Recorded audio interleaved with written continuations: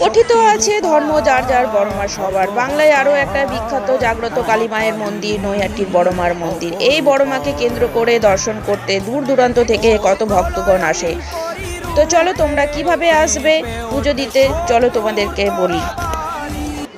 আসানসোল থেকে ইন্টারসিটি ধরা যায়, রানীগঞ্জ থেকেও ইন্টারসিটি ধরা যায়। আসানসোল থেকে ধরতে গেলে 6:30টাতে ধরতে হবে, আর রানীগঞ্জ থেকে ধরতে গেলে 6:45টার সময়। তো আমার রানীগঞ্জ স্টেশন কাছে পড়ে, তার জন্য আমি রানীগঞ্জ থেকেই ধরেছি 7টার সময়।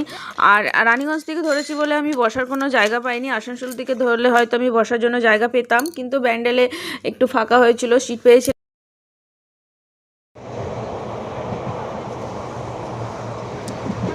তো ব্যান্ডেলে ফাঁকা হয়েছিল বলে একটু সিট পেয়েছি। আর আমরা চলে যাচ্ছি নৈহাটি। আমরা 9:30টার সময় নেমে যাব নৈহাটি স্টেশনে। আর বলতে বলতে নেমেও গেলাম। আমরা এখান থেকে টোটো বা রিক্সা নেব না, আমরা হেঁটে হেঁটেই যাব। তো আমরা এখন যাব নৈহাটি গঙ্গার কাছে। পুজো করতে হলে তো গঙ্গা স্নান বা গঙ্গার জল ছিটিতে হয়। আমি গঙ্গা স্নান করব। তো আমরা ধীরে ধীরে গঙ্গার দিকে চলে যাচ্ছি।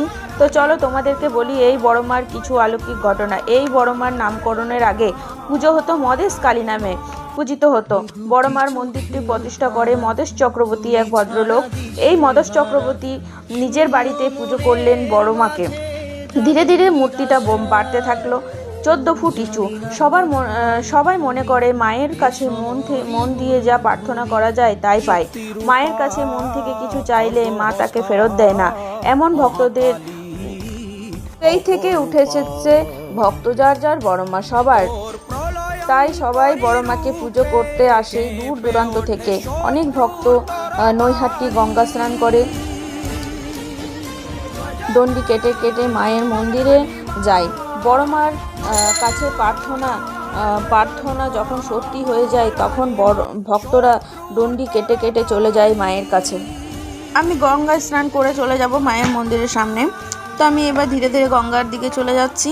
এবার আমি চান করবো। আর এখানে দেখতে পাচ্ছ কত বাচ্চাদের জন্য খেলনা। আর এখানে ঠাকুরের ফটো, মায়ের বিভিন্ন রূপে বিভিন্ন রকমের ফটো, ছোট থেকে বড়। তো যেমন জিনিস তেমন দাম।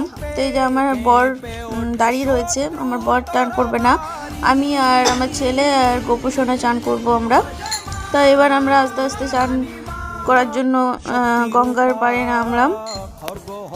আমাদের স্নান করা হয়ে গেছে, আমরা এবার মন্দিরের সামনে যাচ্ছি।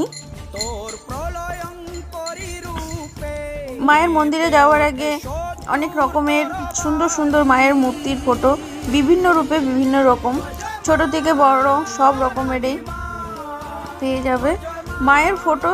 তাছাড়া এখানে পুজো করার জন্য ডালা পেয়ে যাবে 51 টাকা থেকে শুরু করে